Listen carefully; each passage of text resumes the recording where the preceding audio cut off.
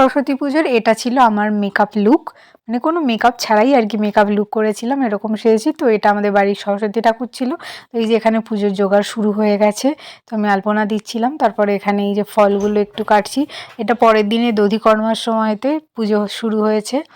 তো তারপরে সন্ধেবেলাতে এখানে বিসর্জনের জন্য উঠোনে নামানো হয়েছে, গিয়ে প্রদীপ জ্বালানো হয়েছে, সব কিছু বরণ ডালা সব আটষষ্ঠী সব কিছু দিয়ে সুন্দর করে বরণ করে মা সরস্বতীকে মিষ্টি জল দুধ খাইয়ে, হ্যাঁ, সকলে প্রণাম করে আমরা সকলে খাওয়ালাম, বরণ হলো। তো বরণের শেষে তারপরে সকলেই আমরা মিষ্টি মুখ করিয়েছি, মাকে প্রণাম করলাম। তারপরে বেশ মজা হয়েছে, সরস্বতী পুজোর দিন থেকে শুরু করে ভাসানের দিন অবধি বেশ সুন্দর মজা করে কাটিয়েছি। তো এই যে এবারে ঠাকুরকে বরণডালা বরণ টরণ করা হয়ে গেছে, এবারে ঠাকুরকে নিয়ে যাওয়া হচ্ছে, আমাদের সামনেই পুকুর আছে, ওখানে ভাসান দেওয়া হবে।